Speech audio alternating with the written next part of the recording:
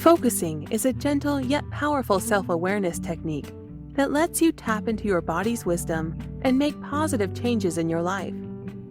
It is the process of listening to your body in a gentle, accepting way, honoring the wisdom that you have inside you, and hearing the messages that your inner self is sending you.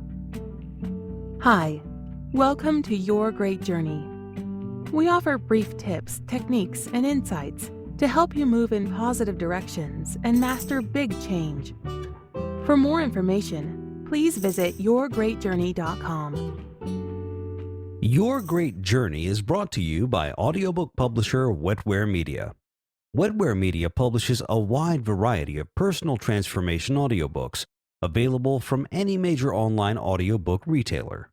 For more information, please visit wetwaremedia.com. That's WETWAREMEDIA.com. Today we're sharing an excerpt from the popular audiobook, The Power of Focusing, a practical guide to emotional self-healing, written by Ann Weiser Cornell. This audiobook is a guide to the powerful process of focusing that taps into the body's wisdom and helps you hear the messages from your inner self. In today's episode, you'll learn about the focusing technique and how it can help you with emotional self-healing.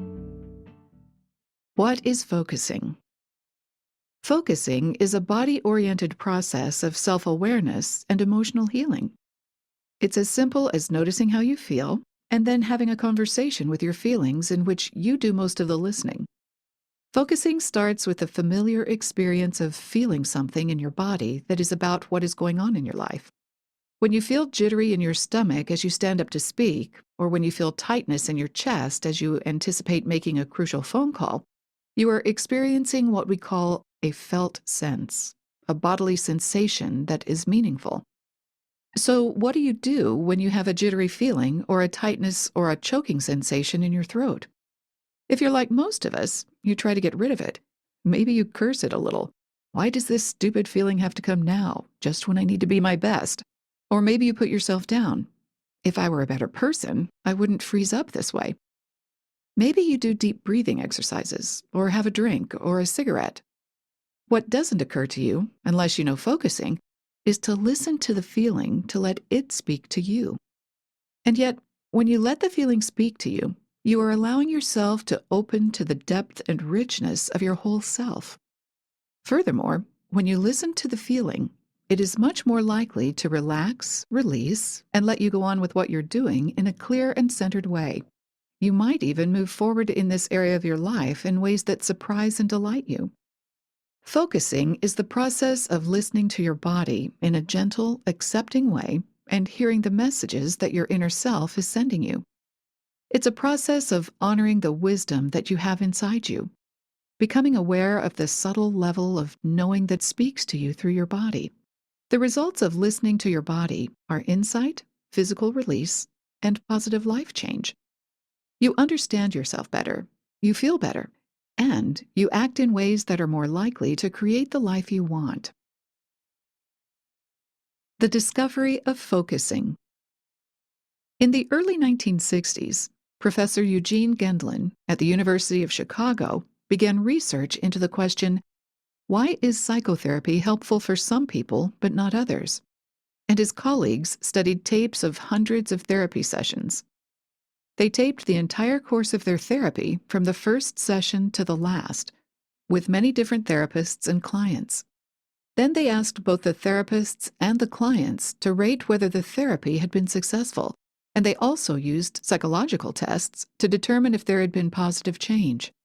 If all three agreed, therapist, client, and independent test, then that course of therapy was used in the study. The result was two groups of tapes, successful versus unsuccessful psychotherapy. The researchers then compared the tapes to see if they could determine what made the difference between success and failure. They first listened to the therapists on the tapes. Common sense suggested that there would be something about the therapist's behavior that would determine whether therapy was successful or not. Surely the therapists in the successful therapy were somehow more empathetic, or more genuine, or more accepting, or more brilliant. But in fact, there was no significant difference in the therapist's behavior. In both sets of tapes, the therapists were essentially the same. The therapists were doing their best, and some clients were getting better, while others were not. Then the researchers listened to the clients on the tapes, and that is where they made a fascinating and important discovery. There was a difference between the successful therapy clients and the unsuccessful ones. And it was a difference that could be heard in the first or second session, in the clients. Whatever this was, it wasn't something that the successful clients learned how to do because of the therapy. It was something they were already doing, able to do, when they walked in the door.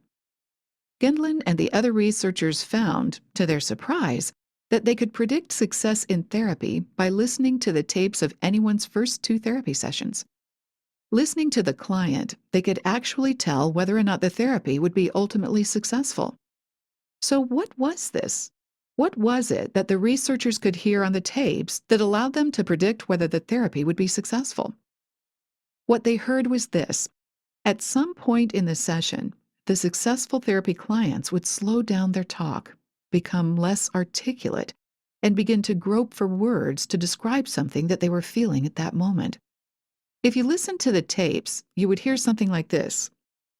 How would I describe this? It's right here. It's not exactly anger. Often the clients would mention that they experienced this feeling in their bodies, saying things like, "It's all right here in my chest," or "I have this funny feeling in my stomach." So the successful therapy clients had a vague, hard-to-describe body awareness that they were directly sensing during the session. By contrast, the unsuccessful therapy clients stayed articulate through the whole session. They stayed up in their heads. They didn't sense their bodies, and they never directly felt something that at first was hard to describe. No matter how much they analyzed their problems or explained them, or thought about them, or cried about them, their therapy was ultimately unsuccessful. Eugene Gendlin determined to find out how to teach the skill that made all the difference between successful and unsuccessful therapy. As a therapist himself, he didn't want to merely sit back and watch as some of his clients got better and others did not. He wanted to help everyone. Gendlin did find a way to teach this powerful and effective skill of emotional healing, and he called it focusing. At first, he thought focusing would only be used to improve psychotherapy, but then people started asking him to teach them focusing for other purposes, as a self-help skill to use instead of therapy, to make decisions, to help with creative projects. In 1978, he published a book called Focusing, which sold hundreds of thousands of copies. The interest in focusing was so great that Gendlin started offering workshops and started the Focusing Institute to support the growing worldwide network of people using focusing. Focusing is a natural skill that was discovered, not invented. It was discovered by looking at what people are doing when they are changing successfully. Focusing ability is the birthright of every person. We were all born with the ability to know how we feel from moment to moment. But for most of us, the experiences of hurt and alienation in our childhood and from our culture have caused us to lose trust in our bodies and our feelings. We need to relearn focusing. Who benefits from focusing? Focusing is a very broad-purpose skill. It isn't intended for one single purpose, but for many. The wonderful thing is that you can learn focusing and then use it whenever you need it for the rest of your life. Jenny's story, told at the beginning of this audiobook, is an example of how to use focusing to understand and change an intrusive body signal, such as a choking sensation. Here are some of the other ways you might benefit from focusing. If you feel stuck in your therapy, often people who are in psychotherapy but feel stuck decide to learn focusing in order to get their therapy moving again. They feel their therapy progressed for a while, but then bogged down somehow. "I keep saying the same things, getting the same insights," one woman reported. "I know there's something I'm not getting to, but I don't know what." Some therapists incorporate focusing techniques in their therapy. Others recommend their clients learn focusing and practice it between sessions. If you're in therapy now and would like your therapist to use focusing, refer to Chapter 11. Many people are not in touch with their feelings and their wants. Often, men are trained to ignore and set aside feelings, especially weaker and more tender feelings, like fear and sadness. People ask me how I feel, and I draw a blank. It's like there's nothing there. Often, women are trained to defer to others, to set their own feelings aside and put others' feelings first. As a consequence, we don't even know what we feel and want. We're cut off from our bodies, from the source of knowing how we feel. Focusing brings us back into our bodies and back into contact with what is real for us, our feelings, wants, and needs. If you'd like a way to handle overwhelming emotions, strong feelings like sadness, fear, or anger can sometimes feel overwhelming. They can wash over us like ocean waves, shake us like a windstorm, and we can feel helpless next to their power. But these emotions are strong for a reason. They have an important story to tell. They are bringing back an important piece of our wholeness. Focusing lets you hear the story and receive the gifts from these strong emotions without getting overwhelmed. With focusing, you learn how to have a comfortable relationship with strong feelings, how to acknowledge them and listen to them instead of being drowned by them. If you'd like to release action blocks or addictions. An action block is any place in your life where you want to do something, but you don't. The most common action blocks are organization blocks, like never getting your desk organized, and writer's block. Procrastination is the all-purpose block. If you can fill in the blank in this sentence, I want to blank, but I don't, then you have an action block. Addictions work like action blocks in reverse. With an addiction, the sentence is, I want to stop blank, but I don't. Focusing helps you release action blocks or addictions by enabling you to listen compassionately to the part of you that is responsible for the block or addiction and gain its cooperation. If you'd like to release self-criticism and increase self-love and acceptance. You've failed again. You'll always fail. You might as well give up now. There's something profoundly wrong with you. You're flawed in a way that can never be fixed. You're weird. You'd better not let anyone else see how weird you are. They won't want to be friends with you. Who is saying these terrible things to you? If you're like most of us, you say them to yourself. We are typically more harsh and cruel to ourselves than we are to anyone else. Focusing has powerful tools for releasing you from self-criticism and other forms of inner sabotage. You'll learn to turn your inner critic into an ally and supporter, and you'll grow in love and acceptance for all parts of yourself. This self-acceptance, in turn, allows deeper and faster change in the areas of your life that need to change. If you'd like to make clear and centered decisions. Everyone needs to make decisions every day. Some are small, such as, what shall I have for dinner? Some are large, such as, what will I do with the rest of my life? If decision-making isn't easy for you, every day can be a minefield. Confusion, self-doubt, and anxiety are a few of the companions of a difficult decision-making process. I want to learn focusing, one man told me, because I realize that my decision-making always falls back on what I should do according to other people or society, and I don't want that. The classical way of making a decision is to draw a line down the middle of a sheet of paper and list all the pros on one side and all the cons on the other. Have you ever done that and found yourself at the end as undecided as ever? The difficulty is that this is a purely logical way of decision-making, and logic uses only one part of us. We need to make decisions, especially important ones, from our whole self.